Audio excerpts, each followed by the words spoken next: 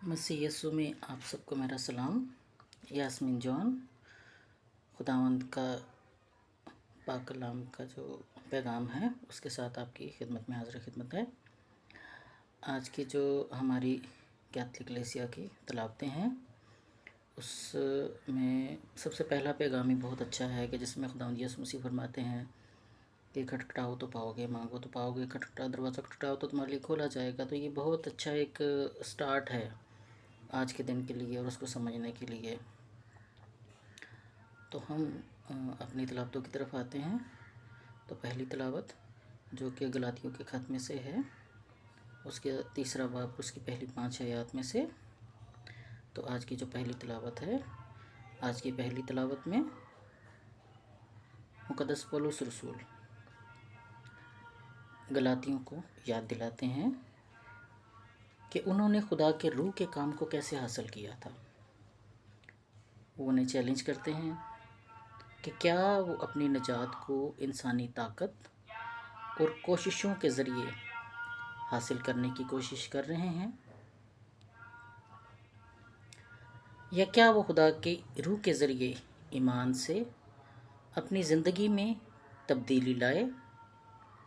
मुक़द्दस पौलुस रसूल हमें याद दिलाते हैं कि हम खुदा के साथ अपने ताल्लुक़ को अपनी क़ुव्वत या ईमान से नहीं बल्कि खुदा के फ़ज़ल और ईमान के ज़रिए हासिल करते हैं। ये हमारे लिए एक सबक है कि हम अपने मसीही ईमान में हमेशा रूह कुदस की रहनुमाई की तलाश करें और अपने गुनाहों से माफ़ी पाने और नजात का हकदार बनने के लिए खुदा पर भरोसा रखें। आज का जमाती ज़बूर जो कि लूका के पहले बाब में से है। आज के जमाती ज़बूर में हम देखते हैं कि ज़करिया कहानी था।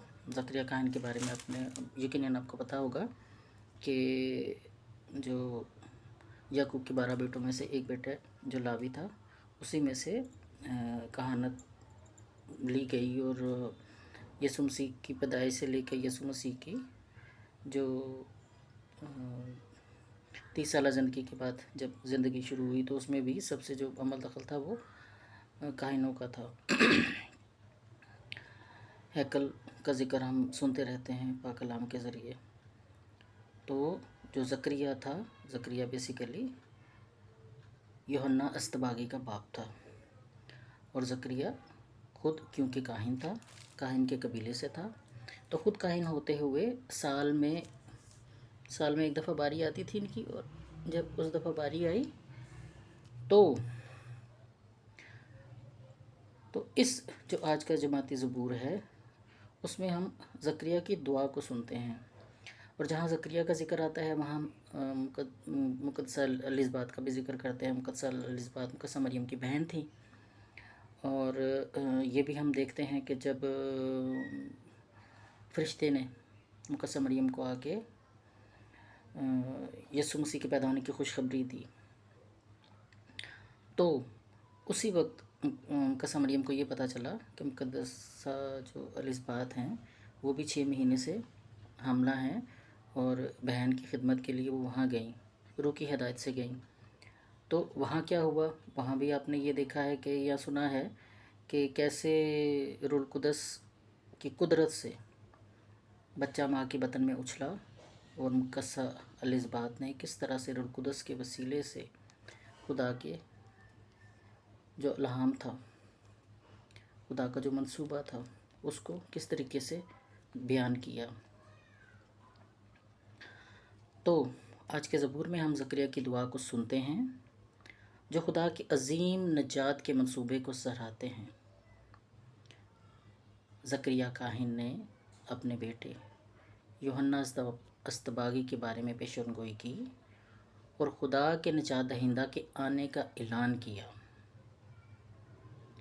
वो कहते हैं कि खुदा ने अपने वादे को पूरा किया और हमें दुश्मनों से निजात बख्शी। आज के ज़बूर हमें याद दिलाता है کہ خدا نے اپنے وعدے ہمیشہ وفا کیے ہیں اور وہ ہمیں بچانے کے لیے ہمیشہ ہمارے ساتھ ہے۔ ہمیں اس بات پر یقین رکھنا چاہیے کہ خدا کے وعدے کبھی ناکام نہیں ہوتے اور ہمیں ایمان میں مضبوط رہنا چاہیے۔ آج کی انجیل مقدس جو کہ ہم دیکھتے ہیں کہ مقدس لوکا میں سے لی گئی ہے، مقدس لوکا کا 11واں باب ہے اور اس کی 5ویں سے 13ویں آیت ہے۔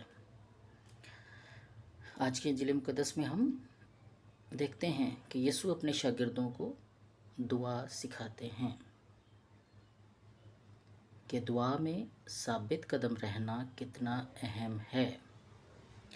وہ ایک تمثیل کے ذریعے سمجھاتے ہیں کہ جب کوئی رات کو اپنے دوست کے پاس جاتا ہے تو اگرچہ دوست کو تکلیف ہوتی ہے پھر بھی وہ اس کی مدد کرتا ہے کیونکہ وہ بار بار دروازہ کھٹکھٹاتا ہے۔